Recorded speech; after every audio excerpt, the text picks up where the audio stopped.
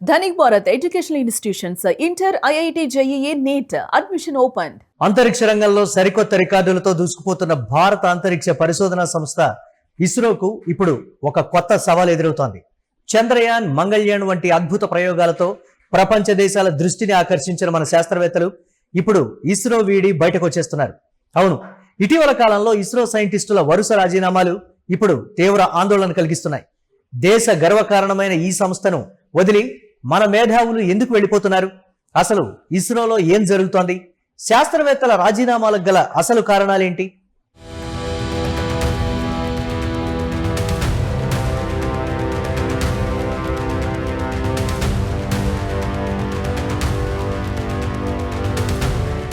భారత ప్రభుత్వం అంతరిక్ష రంగాన్ని ప్రైవేట్ భాగస్వామ్యానికి తెరవడంతో దేశంలో ఎన్నో ప్రైవేట్ స్పేస్ టెక్ స్టార్టప్లు, అంటే ఉదాహరణగా చూస్తే స్కైరూట్ ఏరోస్పేస్, అగ్నికుల్ కాస్మోస్ పుట్టుకొచ్చాయి.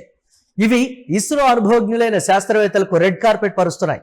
ఇస్రోలో దశాబ్దాల అనుభవం ఉన్న మేధావులను తమ సంస్థల్లో కీలక పదవుల్లోకి ఆహ్వానిస్తున్నాయి.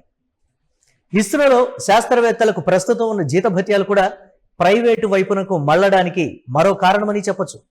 ఇస్రో ప్రభుత్వ నిబంధనల ప్రకారం పనిచేస్తుంది. 7వ వేతన సంఘం ప్రకారం జీతాలు ఒక పరిమితి వరకే ఉంటాయి. కానీ ప్రైవేట్ కార్పొరేట్ సంస్థలు మరియు గ్లోబల్ స్పేస్ ఏజెన్సీలు ఇస్రో శాస్త్రవేత్తలకు అంతకంటే 3 నుండి 5 రెట్లు ఎక్కువ జీతాలు, స్టాక్ ఆప్షన్స్ ఆఫర్ చేస్తున్నాయి. ఆర్థిక స్థిరత్వం కోసం యువ శాస్త్రవేత్తలు ప్రైవేటు వైపు మొగ్గు చూపుతున్నారు.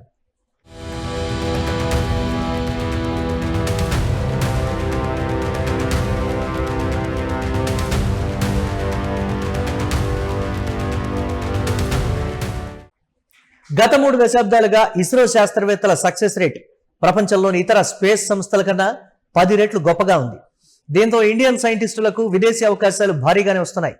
Space X, NASA, blue origin వంటి అంతర్జాతీయ సంస్థల నుండి వస్తున్న భారీ ఆఫర్లు మన సైంటిస్టులను ఆకర్షిస్తున్నాయి. ఇస్రోలో లభించే గుర్తింపుతో అంతర్జాతీయ వేదికలపై వారికి సులభంగా అవకాశాలు దక్కుతున్నాయి. ఇక ఇస్రోను శాస్త్రవేత్తలు వీడటానికి మరో కారణం పని ఒత్తిడి, ప్రమోషన్లలో ఆలస్యం. ప్రభుత్వ సంస్థ కావడంతో ఇస్రోలో కొన్ని పరిపాలనాపరమైన నిబంధనలు, ప్రమోషన్ల విషయంలో సీనియారిటీ ఆధారిత ఆలస్యాలు యువ ప్రతిభావంతులైన శాస్త్రవేత్తల్లో కొంత అసంతృప్తిని కలిగిస్తున్నాయి.